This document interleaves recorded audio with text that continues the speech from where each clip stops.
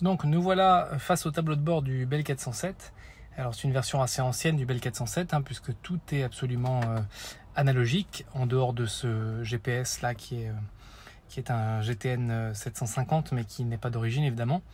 Ce qui nous intéresse c'est plutôt la partie supérieure du tableau de bord.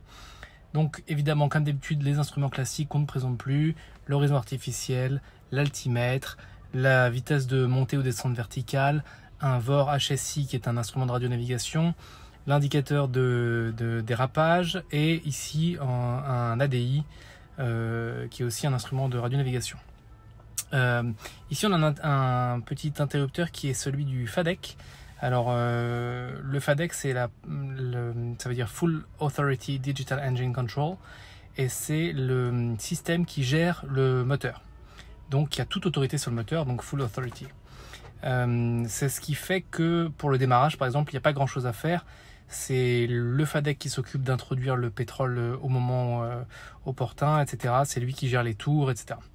Donc c'est ce bouton qui permet de l'activer ou de le désactiver et de voir d'un coup d'œil s'il est allumé ou pas. Ici c'est une valve de carburant donc qui sert pour couper l'arrivée de carburant en cas notamment de feu moteur. La vitesse. Ici on a les tours turbine. Donc la petite aiguille sont les tours de la turbine et en haut NR les tours du rotor, donc comme sur un Robinson R22 par exemple ou autre. Ici nous avons le torque qui est l'équivalent de la pression d'admission en piston, donc c'est la puissance de la machine, la puissance qu'on tire du moteur, la température des gaz d'échappement. Ici nous avons le NG, donc c'est le compresseur de la turbine, donc c'est les tours du premier étage de la turbine. Ici nous avons l'huile moteur, pression et température. Ici la transmission, pression et température. Ici c'est le réservoir de carburant. En appuyant sur ce bouton, on a dans la petite fenêtre ici le poids en livres qui s'affiche. Là la batterie est déconnectée donc je ne peux pas vous montrer. La pression de carburant, l'ampèremètre, donc la tension de la batterie. Ici, nous avons aussi la tension de la génératrice. Ici, la tension de la batterie.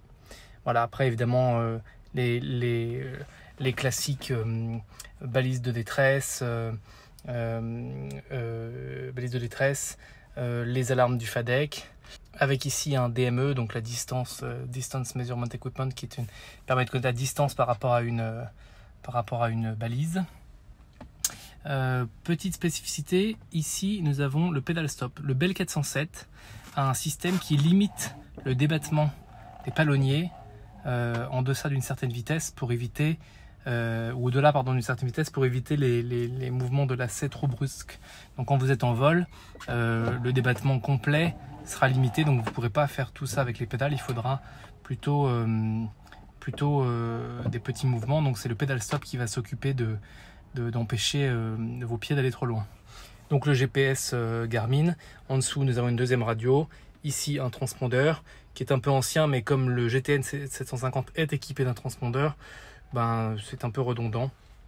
Ici le pas général avec le bouton de démarrage moteur, la lumière, le phare directionnel, la poignée des gaz qui est ici, voilà. Et ici nous avons l'armement de la flottabilité et le déclenchement de la flottabilité, puisque cet hélicoptère est équipé d'une flottabilité de secours en cas d'amérissage d'urgence. Ici nous avons la climatisation des deux côtés et au plafond nous avons les interrupteurs, donc air conditionné, batterie, génératrice, tous les interrupteurs dont on a besoin, et encore au-dessus évidemment tous les petits breakers dont on a besoin.